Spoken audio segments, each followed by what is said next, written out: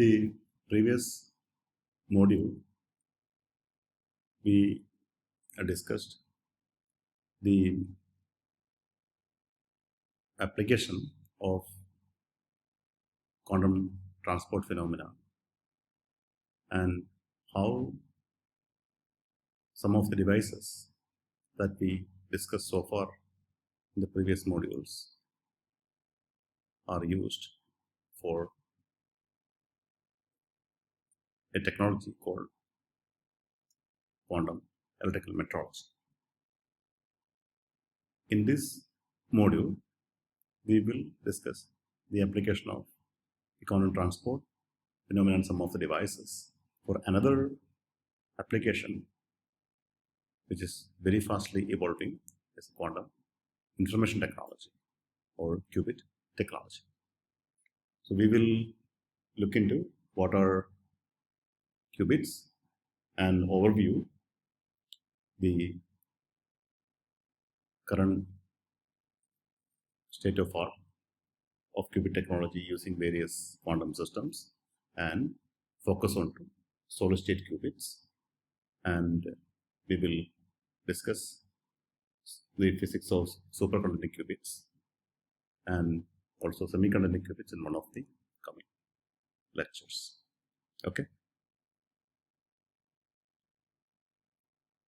Before we discuss the solid state qubits, let's look at how the computing technology or the semiconductor technology has evolved over the years.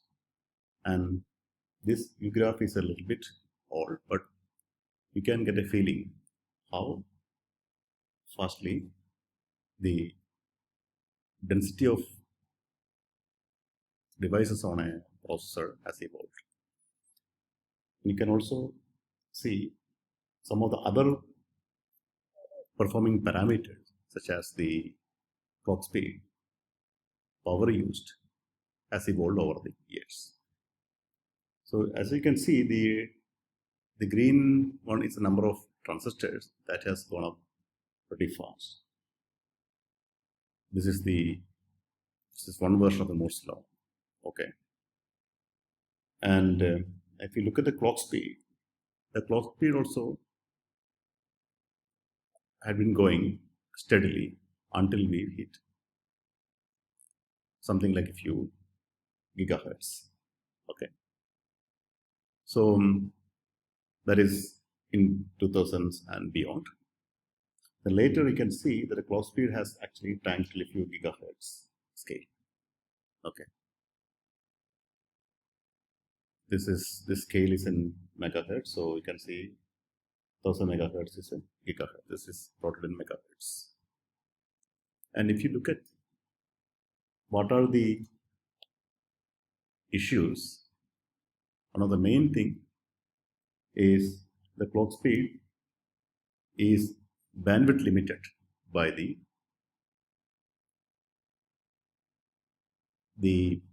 resistance and the capacitance involved in the circuit. You can see that these are very densely packed, and as you increase the number of transistors or as you increase the density, you will increase the capacitance and you also will increase the resistance.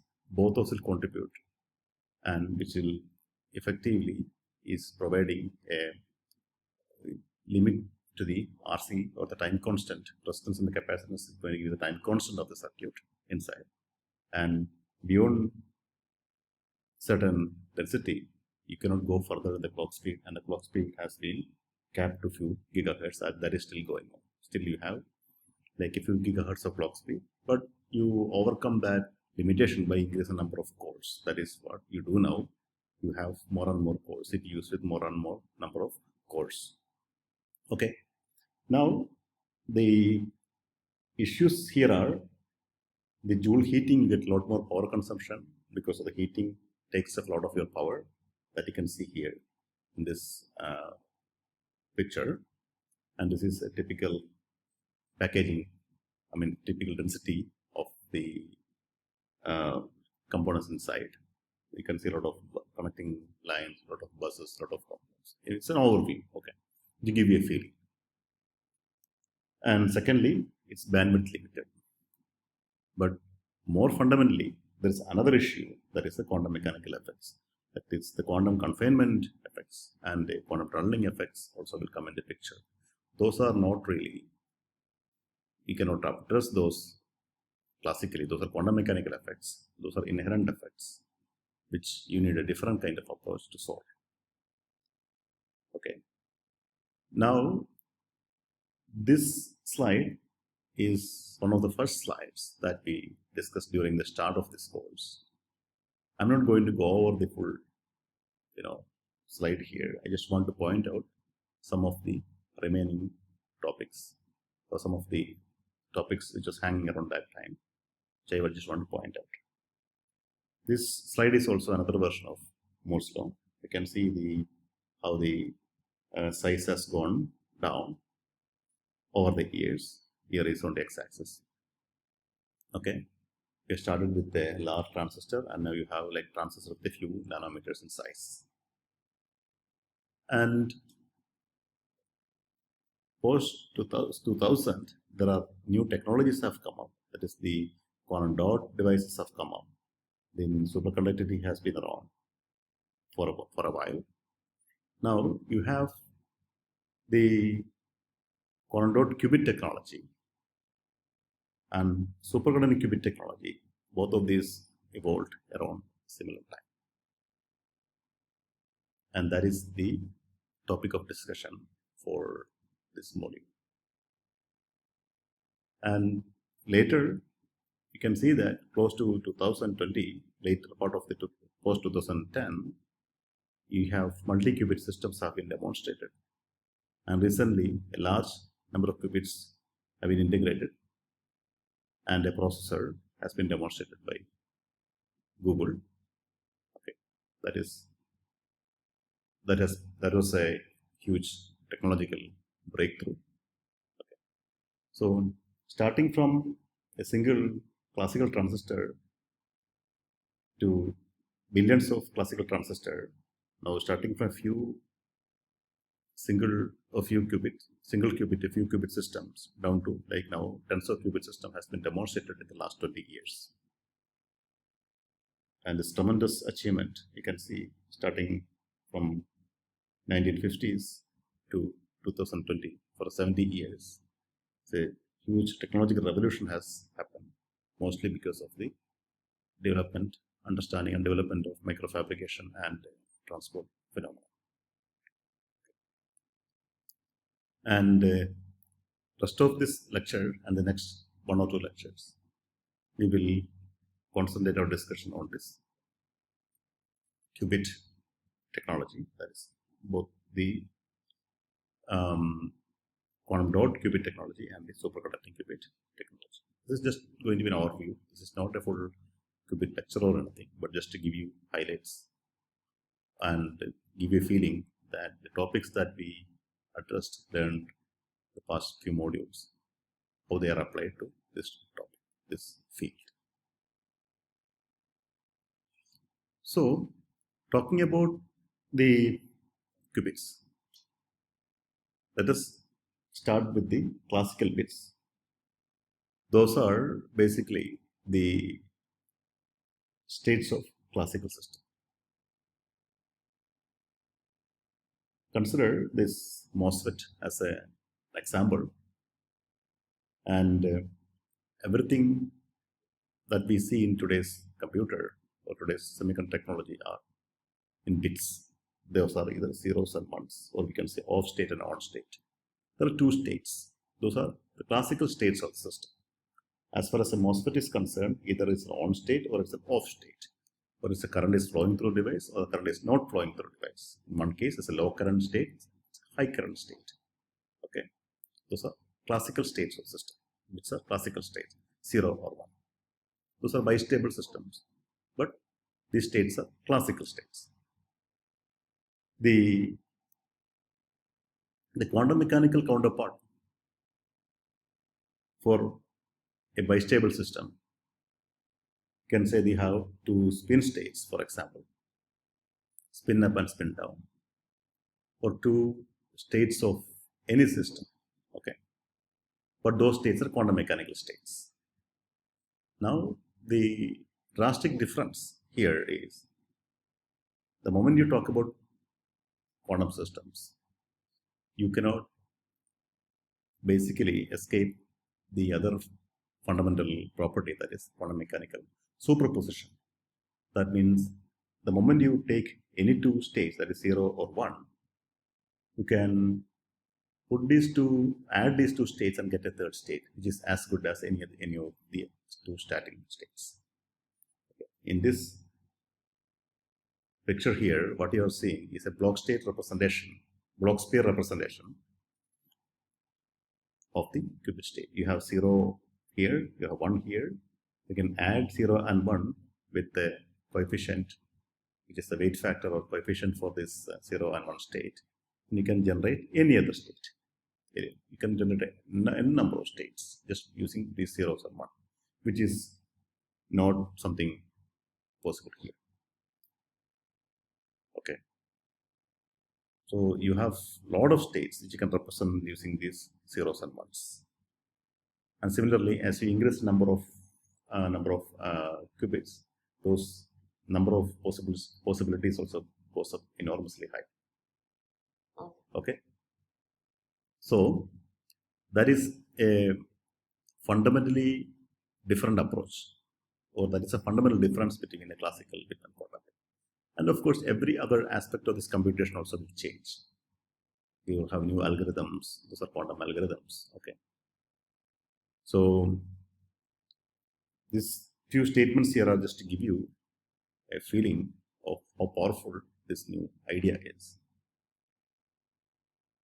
A process which we can tell how powerful a computer is, or just to give a comparison between a classical computer and quantum computer.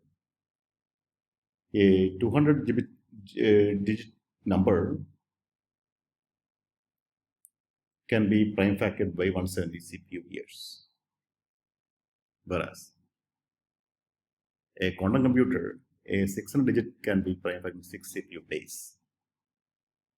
Okay, and these computers can find answers to various things which are otherwise impossible for a classical computer. This can be quantum database search, simulation of various fundamental quantum process in chemistry and solid state physics, which requires a large or huge computational resource. So altogether, the approach of quantum computation is radically different from that of classical computer. And the difference is so fundamental that it actually starts from how you define the quantum bits. Okay. So these quantum bits are, in short, these are also called qubits. And how you define these qubits, that also you have a lot of options or a lot of approaches for a quantum computer. And we will overview that in this lecture.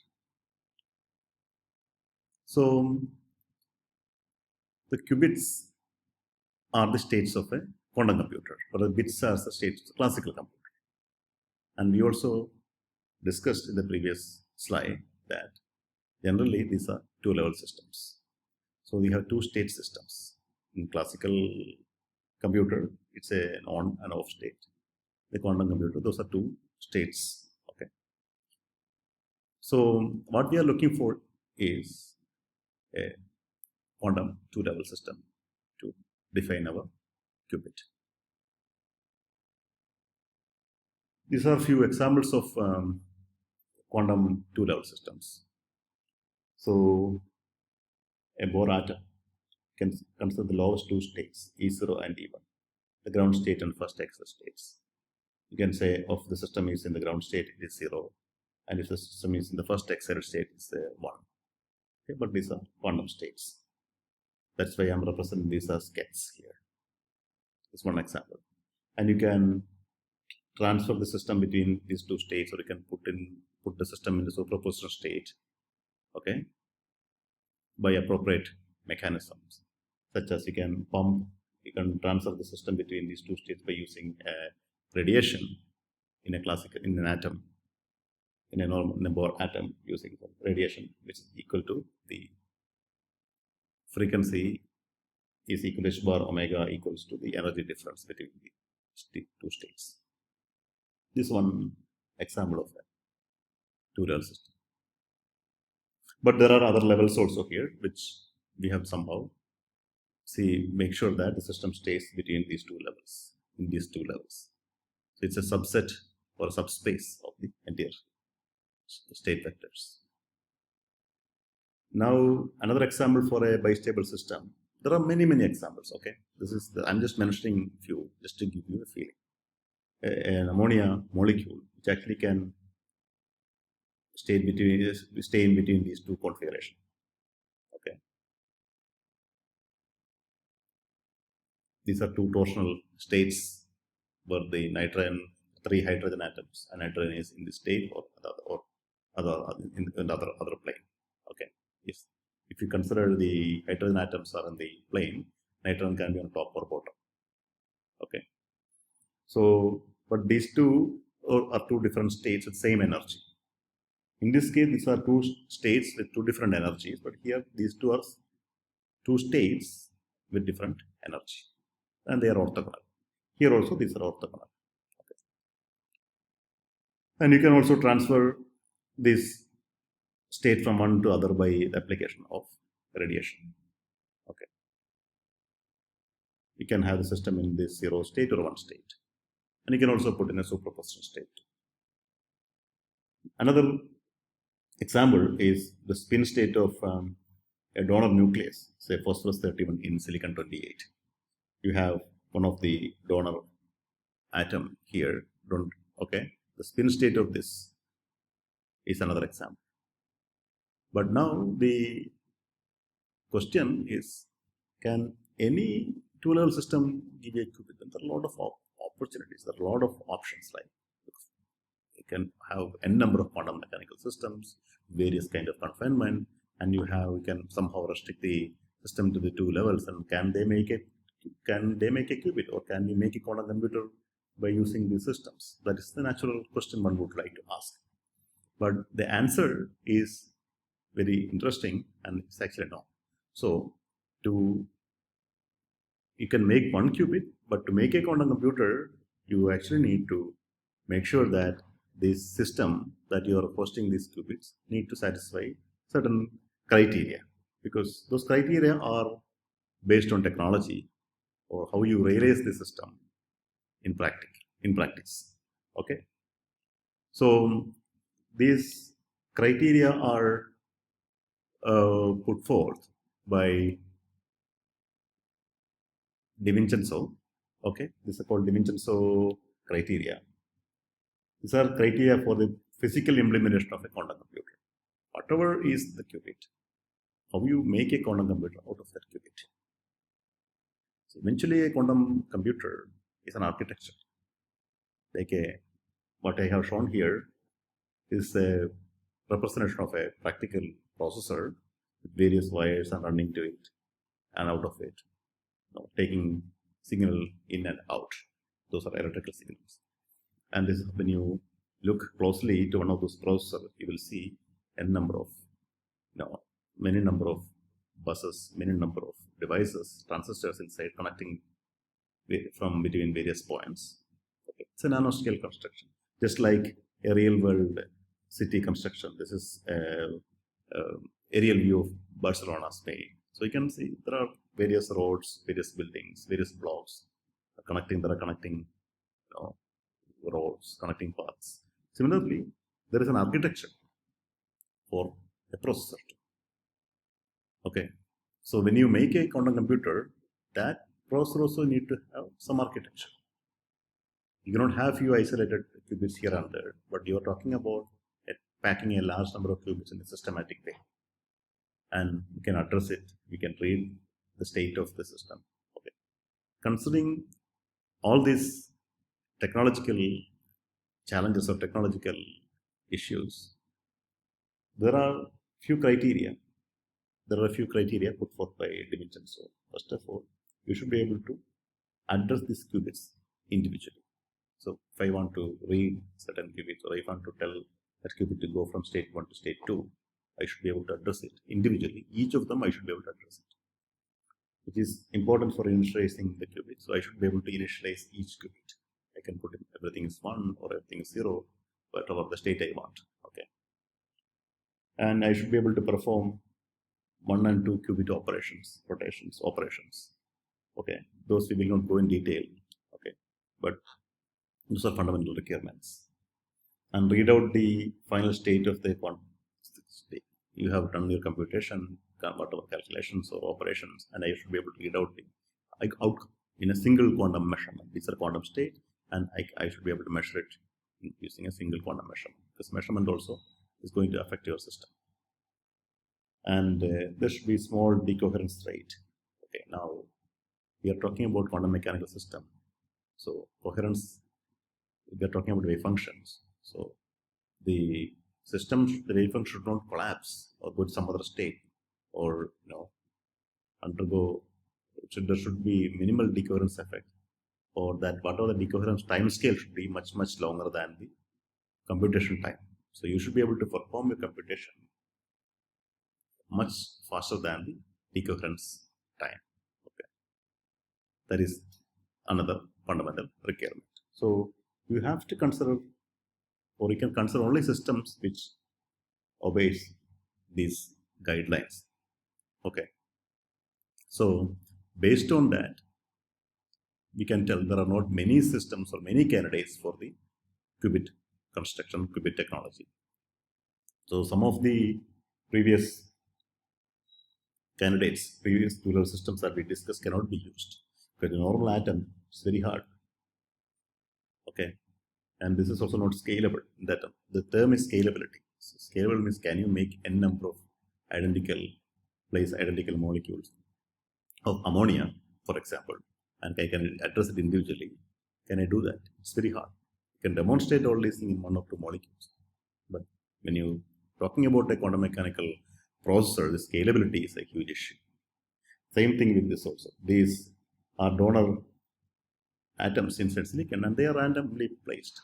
We are not going to place donors very orderly. Like if I want, somebody is asking me, why don't you place like 1,000 atoms in a row? It's not possible practically. Okay, in a very structure, it's not possible. These are the issues of impurity, because these are there is a statistics to it, which there is an error over you place, and it is random, pretty much random. Okay, so there are addressability issues. There are scaling issues with most of the systems. So these are not really practical solutions to make quantum computer. Based on that, we have a few candidates, and that is what we will discuss now. So by looking at the DiVincenzo criteria, there are few system people have started exploring, and now they have zeroed down to 2 or 3.